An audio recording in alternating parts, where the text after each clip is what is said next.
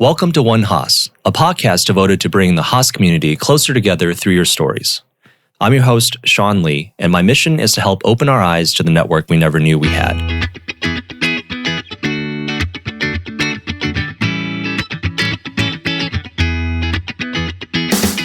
This is Sean, and I'm here with Steve Lee from EW 2020, a fellow classmate of mine, fellow OSCE. Can you tell me a little bit about yourself? Yeah, I'm really happy to be here. Excited that Sean's kicking off this awesome podcast. Steve Lee, not originally from the Bay Area like most of our peers. I grew up in Philly, Nice. home of the Super Bowl champions 2018. But yeah, I came, to the Bay Area for this program, been in banking and then consulting. So really excited to have a conversation with you today, man. So that's actually the topic of today. We wanted to learn a little bit more about management consulting and how you got into it, what are its perks and downsides. So let's start off with, how did you get into consulting? I guess it's almost by accident, you could say. I, started my career at a regional commercial bank in the treasury function. So for those who understand that, day in, day out, it's really, measuring, monitoring, liquidity forecasting. It's quite, boring and quite routine based. And, I was, young, kind of basically delving into spreadsheets. And I was like, am I going to do this for the rest of my life? God, I hope not. So I remember at this bank, they were also going through an acquisition. So they needed people to kind of help, problem solve around, integrating and making sure it goes seamless. And it was the idea around like problem solving that really caught my attention. So I quickly was like, well, I'm in banking. It's hard to just make that leap into one of the bigger consulting firms. So I looked around and I said, oh, I'm going to join this small strategy boutique consulting shop. So that was my first entry into it. What happened after that? Yeah, so this firm focused primarily on international emerging market banks and doing what we call IPO readiness transformations. So essentially, before a bank goes public or any company that goes public, they want to increase their efficiency ratio. So it was a lot of work around doing the reorg and restructuring, the process efficiency and effectiveness, and doing a lot of work around that space. So that took me to Saudi Arabia for a bank out there, to Malaysia, the Philippines, and India as well. So it was awesome in my early 20s to kind of jet set, so to speak, and kind of live the good high life for a little bit. And were you with that regional bank still? Or? Oh, no. So yeah, this was after I was in banking for 2 years. I was like, this is terrible. So I started, applying online and, interview with a smaller boutique firm and made that transition over. And were you doing this with, because I know later on you ended up at Deloitte. Yeah. And was that after? Yeah, so that was after. So after, I worked, abroad for a couple of years, I figured I was pretty homesick, right? So I was like, it's great to travel and see the world. But at the same time, I'm like, man, I wish I could hang out with my friends. And, I started getting a lot of FOMO. Yeah. So I, had a lot of experience at this point. It was, 2.5 years in, so which felt like 10 years in Forever, consulting yeah. years. Yeah. So it was like, I'm ready to make a move back. So what I did was then I started applying to some of the major consulting firms back in the States. And my passion changed as well. So initially I was in what they call like the strategy and operations space, primarily in operations and looking at the value chain and where we can squeeze those extra dollars, so to speak. Right. But what I fell in love with was the humanity aspect of it. So I wanted to join what they call human capital, so the consulting around the human piece, because whenever there is something like a merger and acquisition or a true transformation, strategic transformation, people often forget the people element. People forget how that integrates with the overall strategy. We need to make sure everyone's aligned and on the same page. So, I applied and got into Deloitte, working in the human capital space. Yeah, I see. And that's where you are now? No. So as you can see, I'm a man that constantly moves, whether it's laterally, down or up, all around. I spent 4 years at Deloitte and really enjoyed my time there. Worked with a lot of amazing clients, primarily on the East Coast, because I was working out of the New York office, primarily in banking and in healthcare. So it was awesome. So much great experiences. Have a lot of good colleagues for life there. But I recently, as soon as I joined the Haas EWMBA program, that traveling life, which I loved, wasn't sustainable. So I was at first, Sean, I don't know if you remember, I was commuting from New York. That's right. And flying into SF for class and going back to New York. And a couple weeks in, I was just like, I had a come to Jesus moment. And I was like, this isn't sustainable. Like, what do I want to get out of the Haas program as well as my career development? And for me, it was really about continually connecting with people. And in order to do that, I needed to be more local. So I switched to a local, once again, smaller consulting firm. And it's great. It has more of a startup feel. It's called Slalom. And it's been more about being able to multi-head. Not only do I do the consultative work that I enjoy, but I've been able to really focus on the business development aspect of it, as well as building point of views and really helping drive the strategic direction of this young organization. So it's been pretty exciting. Cool. Is it pretty common for consultants to travel abroad? Yeah, so that's a good question. It's definitely common for them to travel, but the where is often the mystery, right? So, I've had colleagues, especially like if you consult for like the Big Four or MBB, you typically are going to a domestic client site, and it depends on your industry. So if you're in financial services, you're either in New York or Charlotte, maybe Chicago.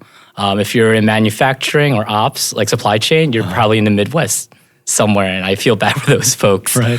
But there are a few of us who get to actually work on multinational companies or maybe work for a client that's totally abroad. And for those folks, you get to really enjoy the perks and get to live abroad and really do consultative work overseas. So what was your favorite and least favorite places that you've had to go for consulting in the world? Such good questions. Least favorite would have to be Saudi Arabia, and I think so many people in my class already know my reasons why, but I mean, it starts with the heat. Yeah. I don't like the heat. 120 degrees summer days are tough. Also, it was like, the lack of entertainment, so to speak. No drinking, no cinemas, no live music.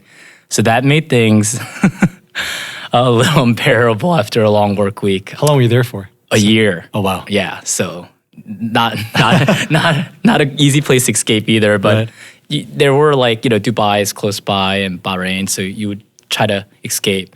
It wasn't all bad because the folks that I met there were incredible, and they took me to do some crazy shit. Am I allowed to curse? Oops. Yeah. Oh, they made me do like crazy shit, like go camel racing. We ate in the middle of the desert, like just really unique experiences that you won't get anywhere else. Right. So for me, like I'll always cherish that. But if someone said, "Hey, Steve, we have another project for you there," I would take a hard pass. That's funny. In terms of favorite, I would actually have to say abroad. I would have to say Manila, the Philippines. A lot of energy there. The people are so friendly. Yeah. Oh my God, like anywhere you go, like the friendliest service, all smiles. The folks that you work with over there are super hardworking, easy to get work done. So it was a lot of fun there, and like not the beautiful beaches and everything about it. So definitely loved. I would have to say Manila in the Philippines. How long were you there for? Only 3 months, but I felt like I got a good taste of the flavor there. So I would totally go back if someone needed a project there. Nice. So, Steve, we commonly hear that consulting is very taxing. Consultants usually only last about 2 to 3 years. You've been a consultant for close to 10 years now. How have you kept it sustainable for yourself? Yeah, I mean, and trust me, I have so many of my friends who've definitely burned out, and there have been moments where I'm like, what the hell am I doing here? Like, why am I still in the office? It's 11 p.m. and the client's been gone for 6 hours. So I totally understand why the burnout and the fatigue is there.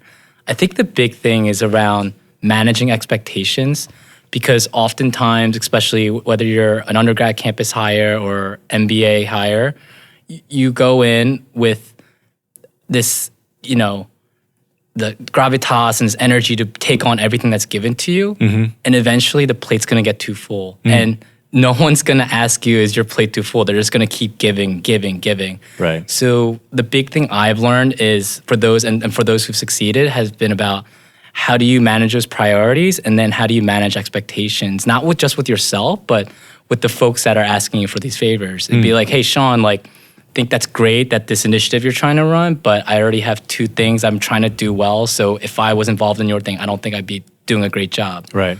But I know someone who'd be great for that. So it's also about like, managing the expectation, but also trying to help them find another person that could help with the work they need to get done. Got it. So, because then they're like, okay, like, Steve couldn't do this, but at least he found someone else for me that did an awesome job. Right. So if you can do that well, you'll go a long way and not burn out. So that's what I've seen actually work well. Yeah. Nice. So Steve, what are some of your favorite moments during consulting? Yeah, so one of the things a lot of consulting firms, at least in my career, has been the opportunity to do pro bono work. Is this something that's encouraged or? Yeah, absolutely, because they know a lot of the folks that are coming into consulting firms are highly motivated individuals where, as we talked about in leading people, where they have intrinsic motivators of a higher purpose. Okay. So sometimes outside the scope of helping your client, it might be, how do I help the world? Right. So they do a lot of partnerships with NGOs and nonprofits where you can use your same skill sets to do it for free. And one of my memorable works was with the Rainforest Alliance. At the time, to be honest, I didn't really think much about sustainability. It was an afterthought. Huge waster in general. Yeah. But this project was so unique. They brought me in to help with what they call the value chain analysis and really just understanding the commodities that have a huge impact in the environment. So we really focused on cattle, palm oil, coffee, and lumber, and just really looking at what is the impact currently and what is the expected growth and impact due to higher consumption rates in Asia and South America.